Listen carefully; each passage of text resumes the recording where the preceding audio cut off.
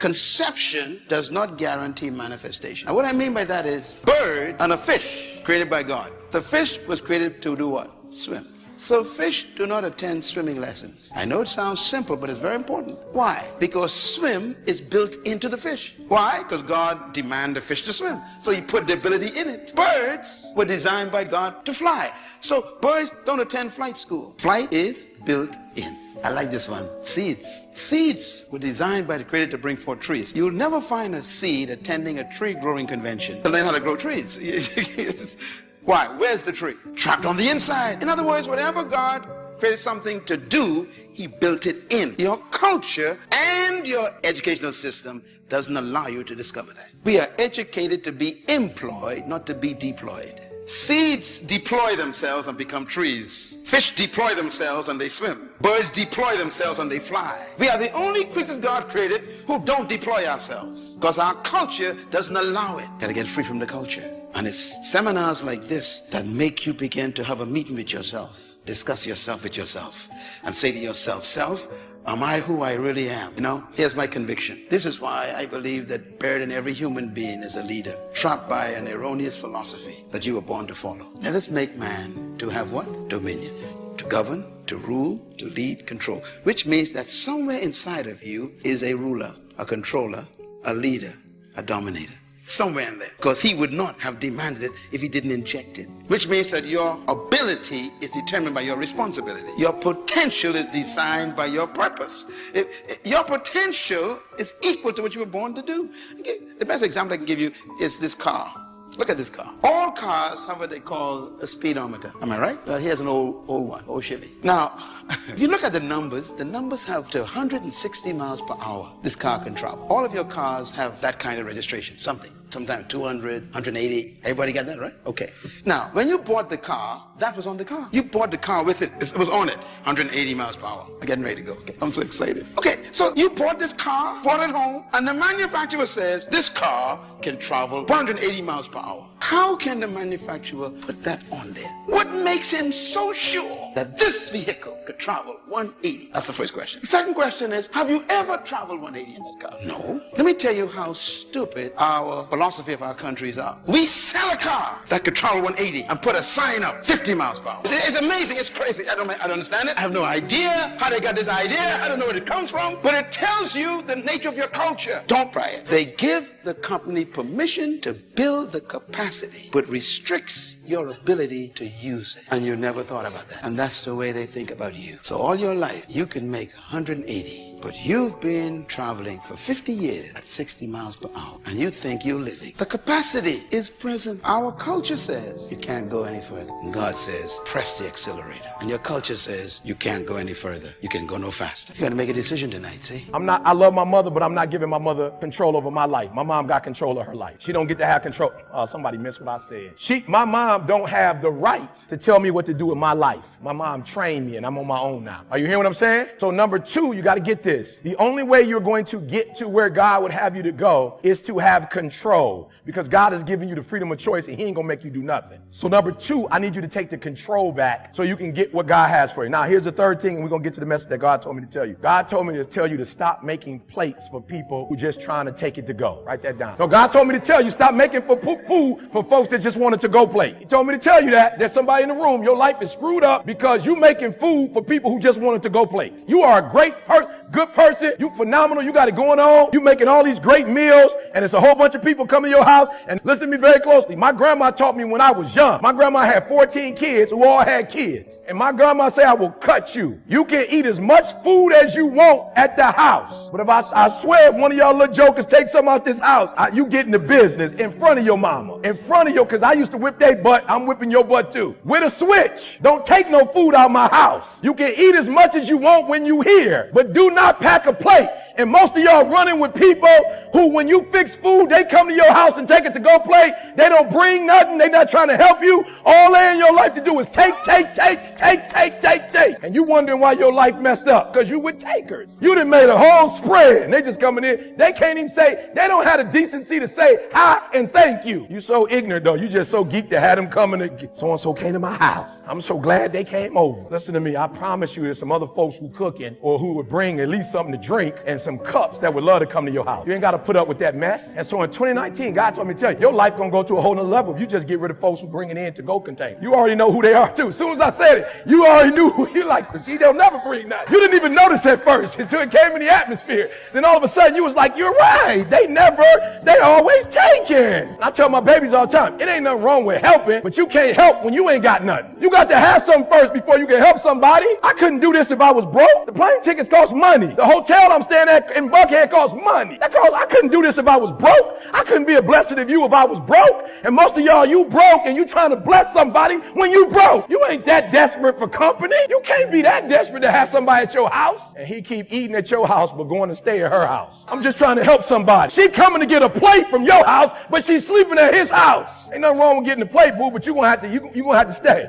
You're gonna have to at least stay. You know what I'm saying? I'm trying to put it in so you can understand. And so God is blessing you, but the little resources you got, you're giving them away. So what you're gonna have to learn how to do is you're gonna have to learn to bring people in your life. You gotta pick certain things that motivate. The number one motivating thing for me, and I'm just being honest, was I was sick and tired of being poor. I was just exhausted. My mother was poor, my father was poor, my brothers and sisters were poor, all my friends were poor, all my relatives were poor. I lived in a poor neighborhood, we lived in a poor house. I was just like, wow, man, I watch TV. And I would see, like at Christmas time, my father would put us in the car and take us out to the suburbs to see the Christmas lights. And I would see these big houses, man, with lights all on them, and they had horseshoe driveways where you just pull in and go all the way around. That was amazing to me. We would pull up in the driveway, got to back out. I've been doing that. And I kept saying, I told my father, I said, Dad, I said, why don't we get one of these houses? He said, boy, I ain't got no money for this kind of house. He said, but if you work hard, keep going to church like your mama say, you can make some money, you can buy you one of these houses. That was it. My motivation was to buy a big house so I could put up Christmas lights and drive in the driveway. And I'm gonna tell you something. Every home I have, every house I've ever owned or built, you got to pull in one way and drive all the way around to come out there. I have never built, lived, or owned a home that did not have that driveway with gates on both sides. Never. That was the biggest motivating. So my advice is you have to find a dream that's so big that it overwhelms all of your fears and causes you to never give up. Now, you're going to think about quitting no matter what you do. I mean, I've thought about it many times, but I always just kept thinking about that house. And I've always dreamed of buying my mother and father a real house. And, and before they died, I was able to do all of that. Life can be brutal. Life can be unforgiving. If I had to sum up in one word the difference between the greats and the average, the difference between the successful and the nobodies of the world, one word, one attribute to describe the difference: discipline. If you don't have the discipline, you can forget about the trophy. You can forget about the success, the greatness. All champions have discipline. It's the discipline to work hard. Not when everyone is watching, but when no one is watching.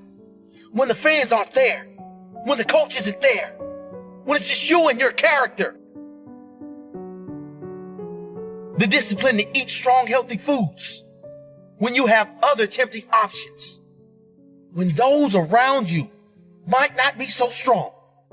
The discipline to say no when those around you choose to be average.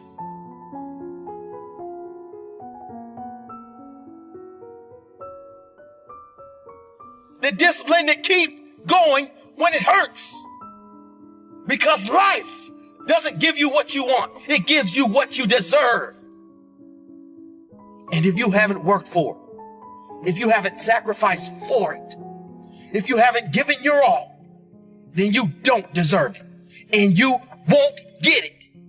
Push through the pain. On the other side is growth.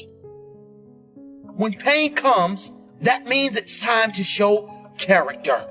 Show me your character. Remain disciplined. Stay strong. When it all seems hopeless, keep plugging away. Nothing can stop you if you don't stop for anything. Don't stop for anything. Never break your discipline. Remain faithful to yourself and your vision. When it gets painful, push harder. Push through the pain. You gotta have the discipline to do 11 when your opponent stops at 10. The discipline to keep going when it hurts. Because life doesn't give you what you want. It gives you what you deserve. And if you haven't worked for it, if you haven't sacrificed for it, if you haven't given your all, then you don't deserve it. And you won't get it. Show your character. Remain disciplined. Stay strong. Don't say why the pain. Don't say why me. Say try me. Say, is that all you've got? Give me more. Keep plugging away when there seems to be no hope of victory. When you don't see the results, hang in there. Be strong. Be brave. Remain disciplined. And your time will come.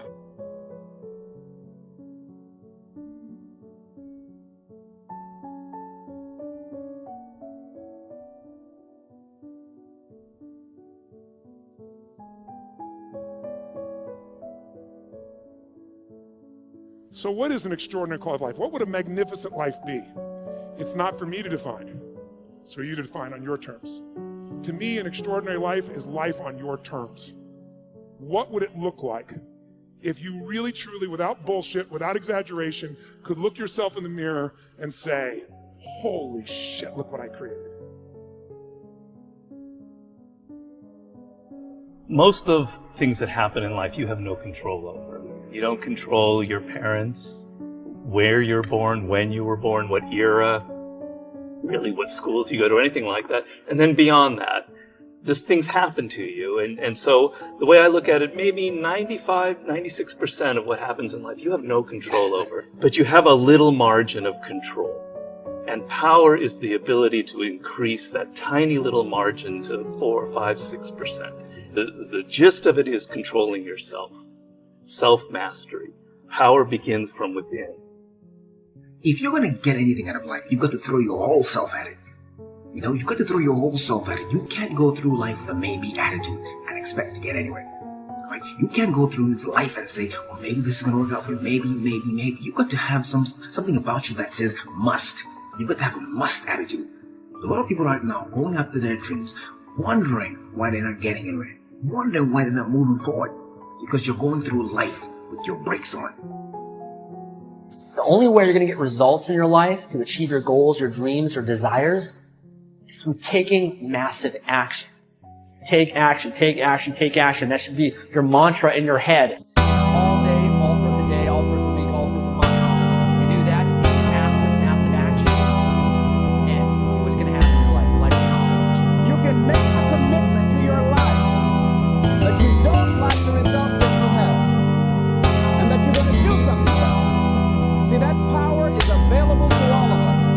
Today I begin. Em đến nhẹ nhàng như cách em đi qua cái khảng lãng mạn như thi ca, khiến anh chẳng nhớ được gì cả, chỉ chút vội vã anh ghi và anh không biết được là đôi mình còn gần bên nhau bao lâu nữa. Nhiều lúc anh nghĩ hay thôi mình có lẽ là đừng yêu nhau nữa, vì cãi vã nhiều quá anh mệt lắm, chia tay nhiều quá anh mệt lắm, tất cả ở em đều mệt lắm. Nhưng rồi thời gian cũng hết năm, em thì vẫn ở đó, vẫn nắm chặt tay, vẫn kể môi sát môi. Anh thì vẫn như vậy, vẫn nghệ sĩ nghèo chỉ có lời hát thôi. Em à, người ta mất nhau trong 2 tuần và ta xa nhau cũng 2 lần. Anh không có phải thằng khờ, cũng biết trái tim đâu đó đã phai dần. Phải cần một sự liều lĩnh để thấy mình còn luyến thương nữa không. Mình sống với nhau như vợ chồng, những tình thế này thì chưa giống. Bài nhạc anh viết vẫn chưa xong, liệu rằng ngày đó có buồn dẫu không cách nào mang nắng về đêm đông, cũng không hái được sao trên trời kia đem xuống. Nhưng sau này có thể đưa em giữ hộ tiền lương, sau này có thể làm việc nhà nếu em lười. Nhân gian thường nói không tồn tại thiên đường, chắc do họ chưa từng nhìn thấy lúc em cười. Ấm áp tỏa sáng tựa vầng thái dương, kéo anh chuyển động tinh tiến ở xung quanh. Hoài ngày hạnh phúc nhất mà anh âm thầm mãi ước, ngày ta đứng trước linh mục và cùng sánh vai lại.